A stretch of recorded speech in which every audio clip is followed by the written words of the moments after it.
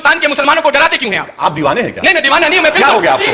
क्या हो गया आपको? हिंदुस्तान, बैठिए बैठिए बैठिए बैठिए। हिंदुस्तान के संविधान पे ओथ लेके मैं एमपी बना हूं, डराऊंगा मैं डरा रहा हूं इनको, मैं इनको डरा रहा हूं। मैं सुनिए, देखिए सर, आप सवाल कर चुके हैं, कमेंट्री मत करिए, कमेंट्री मत करिए, बैठिए। मैं अपना हक की बात कर रहा हूं, आर्टिकल 30, आर्टिकल 29 की बात कर रहा हूं। डराने की बात लग रही है आपको? मैं प्रियम्बल में लिबर्टी, इक्वालिटी, जस्टिस की बात करूं, डराने की बात कर रही? सर, डराने की बात तो वो लोग कर रहे हैं जो कह रहे हैं कि पॉपुलेशन बढ़ जाएगा, वो डर रहे हैं, मैं नहीं डरा हूं। याद रखिए, हम नहीं डरते। आप डरते हो इंद्रेश कुमार, समझो, अल्लाह से डरता हूं। एक मिनट, एक सवाल और देखिए, इस बीच सुधांशु जी पहले सर, इसके बाद पहले उनकी बात आ जाए। देखिए, मैं ये कहना चाहूंगा कि जो अभी उन्होंने एक शब्द बोला ना कि वो आरएसएस वाले हो ना, यही वो जहनियत है जो आजादी से पहले के दौर में जिन्ना कहता था ये कांग्रेस वाले हैं। इसका मतलब कि जो आपके पाले में खड़ा सिर्फ वही जो है मुस्लिमों का समर्थक है और दूसरा है ही नहीं। ये जो डिवीजन करने का प्रयास है वो ठीक नहीं, और इसी का इस वजह से इन 70 सालों में देश की राजनीति वहां तक पहुंची कि केवल कब्रिस्तान की बात करो तो सेक्युलरिज्म है। अगर आप ये कहें Muslim should have first right over the national resources of India तो सेक्युलरिज्म है। अगर यूपीए 1 में रक्षा मंत्री का there should be Muslim head count in Indian army तो सेक्युलरिज्म है। अगर मुजफ्फरनगर के रॉयट में यह कहा जाए कि केवल हम मुस्लिम समुदाय को मुआवजा देंगे, अंग्रेज की सरकार कहे तो सेक्युलरिज्म है। और अगर हम ये कहते भैया दोनों को बराबर दो, कोई हेड काउंट मत करो, सबको समान रखो, तो साफ सांप्रदायिकता है। ये मुझे तक समझ में नहीं आता। सांप्रदायिकता ये जरूर है कि आप गुजरात में चुनाव में इस बात का डर दिखाएं कि अहमद पटेल एक मुसलमान इस राज्य के सूबे के मुख्यमंत्री बन सकते हैं। ये डॉग बिजनेस पॉलिटिक्स है।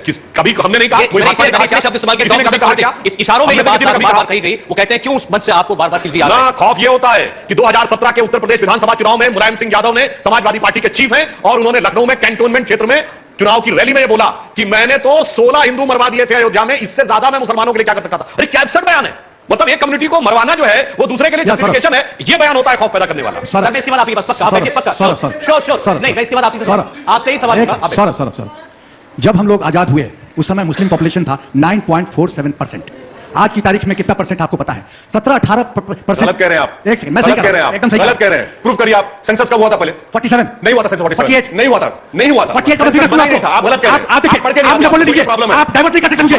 सेंसस हुआ ही नहीं। जिस रफ्तार से मुस्लिम पॉपुलेशन बढ़ रहा है, अनऑफिशियली 6 बच्चा डिक्लेयर करते हैं, 14 बच्चा परिवार में। आप मुस्लिम पॉपुलेशन की बात करते हैं।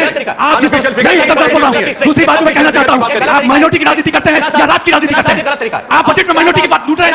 ये एक फाइनेंशियल डॉक्यूमेंट है, ये विकास की बात हो रही है। आप इसमें माइनॉरिटी घुसे रहे, न जैन माइनॉरिटी ढूंढता है, न सिख ढूंढता है, आप ढूंढते माइनॉरिटी। सब क्या माइनॉरिटी नहीं है? आप माइनॉरिटी नहीं है, आप वोट बैंक की राजनीति करते हैं। आप अपने आप आपको समझना पड़ेगा। क्या करेंगे?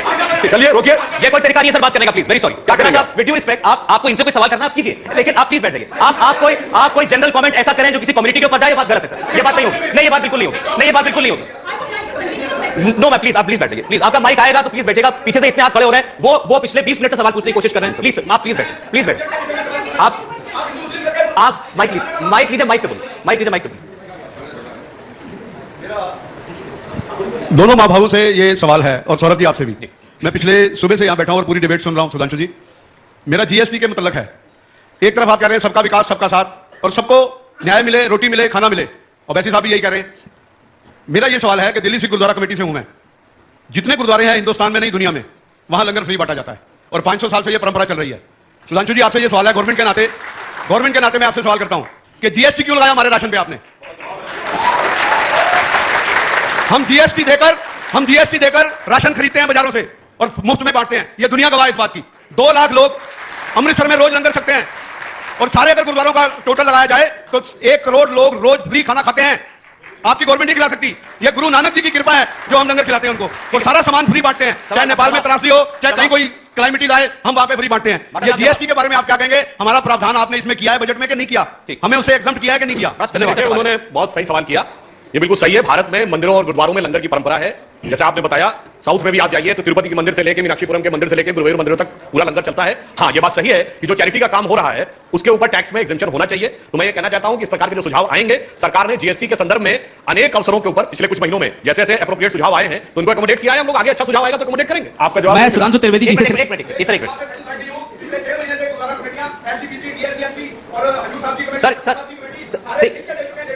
ठीक है बाटा साहब, आपकी आवाज नहीं जा रही। वैसे भी उन्होंने कहा नहीं, उनके संज्ञान में बात ला दूंगा। ठीक, इजाजत है ना?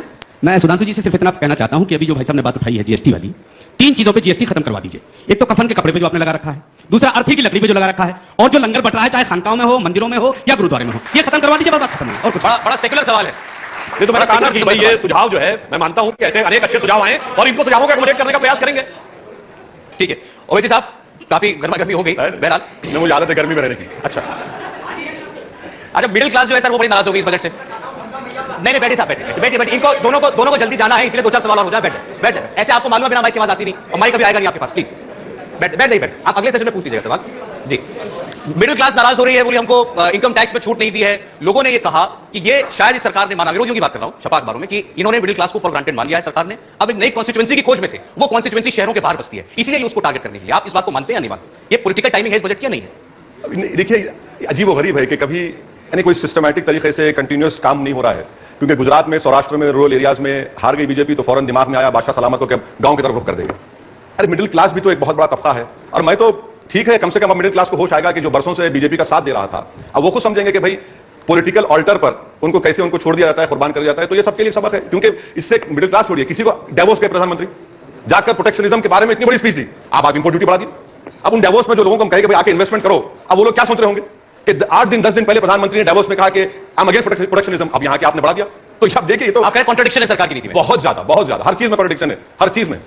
देखिए मैं ये कहना चाहूंगा कि इनकी इस बात का मैं विरोध करता हूं कि साहब गुजरात में चुनाव हार गए इसलिए ये बात आई। मैं याद दिलाना चाहता हूं, पहली स्पीच जो प्रधानमंत्री ने दी थी 15 अगस्त 2014 को लाल किले से, उसमें क्या बात की थी? जनधन योजना, ये गरीब के लिए नहीं थी तो क्या अमीर के लिए थी? उज्ज्वला योजना गरीब के लिए नहीं थी तो अमीर के लिए थी? स्वच्छ भारत की बात कही थी उसी समय 2014 में। इवन बेटी बचाओ बेटी पढ़ाओ, ये सब वो चीजें थी जो गरीब से ताल्लुक रखते हैं। चूंकि हमारा ये मानना